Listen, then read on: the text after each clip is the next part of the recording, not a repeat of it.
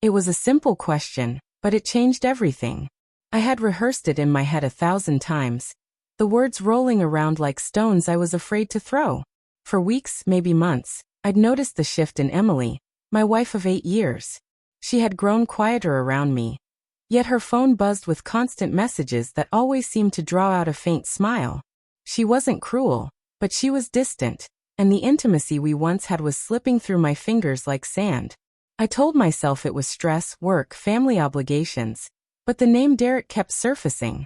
A coworker, a friend, someone she mentioned in casual conversation far too often, with a softness in her voice I hadn't heard in years when she spoke about me. That night, after another dinner filled with silence, I finally asked. My fork clinked against the plate as I set it down, my hands trembling slightly.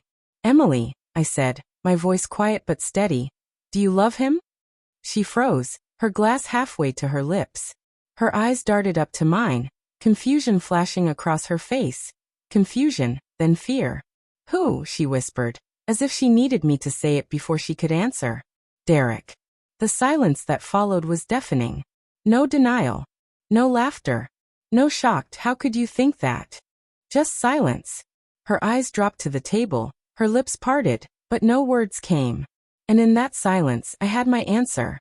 The walls felt like they were closing in. My chest tightened, and the ache that had been gnawing at me for weeks finally crystallized into a sharp, unbearable truth. She loved him. Or at the very least, she felt something for him that she no longer felt for me. I pushed my chair back and stood up, unable to breathe in that room. "You didn't say no," I muttered. "Daniel," she started, her voice trembling. But I couldn't hear her. I walked to the living room, my head spinning, flashes of every moment we had shared. Our wedding, our late-night drives, the promises whispered in the dark, clashing against the image of her silent admission. She followed me, her steps hesitant. "It's not what you think," she said finally. "Derek, he's just a friend." "Friends don't make you go quiet when your husband asks if you love them," I snapped. "Friends don't replace me at the dinner table, in your messages, in your heart." Tears welled in her eyes.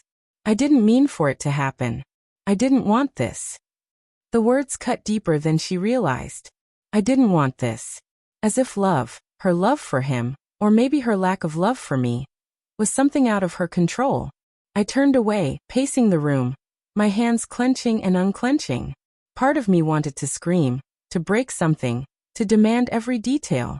But another part, the quieter, colder part, realized I didn't need to know anything more. Her silence had told me everything. The next days blurred together. We barely spoke, circling each other like strangers in the same house. At night, she lay on her side of the bed, her body turned away from me. I would stare at the ceiling, wondering when exactly I had lost her. Was it months ago? Years ago? Or was it the moment Derek smiled at her in a way I hadn't in too long? One evening, I confronted her again. "Did you ever plan to tell me?" Her eyes filled with guilt. "I didn't want to hurt you." "You already did," I said flatly. "Every silence, every lie, every moment you pulled away. You hurt me long before tonight." She tried to take my hand, but I pulled back. "I don't even know if I should be angry," I admitted. "Because maybe you were gone long before Derek ever came along. Maybe I just didn't want to see it." The truth settled like ash in the air. She didn't deny it. She didn't fight for me. She just cried softly, whispering, "I'm sorry." Sorry. The word that does nothing to mend a shattered heart. I moved out a week later, packed my things in silence, the way she had answered me that night. Her silence had started this ending, and my silence finished it. She watched me leave, tears streaming down her face, but she didn't beg me to stay. That, more than anything, told me all I needed to know. Months passed.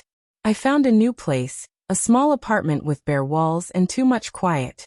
The ache lingered, but so did a strange clarity. Sometimes, late at night, I would replay that moment in my head. The moment I asked, "Do you love him?" And the way her silence screamed louder than any confession ever could. I realized something in that memory.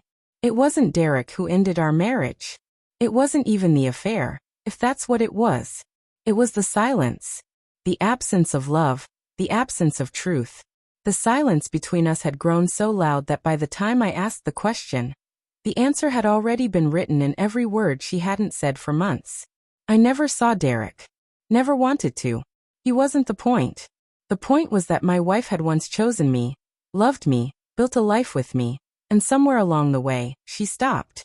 And all it took was one question, and one silence, to finally face it.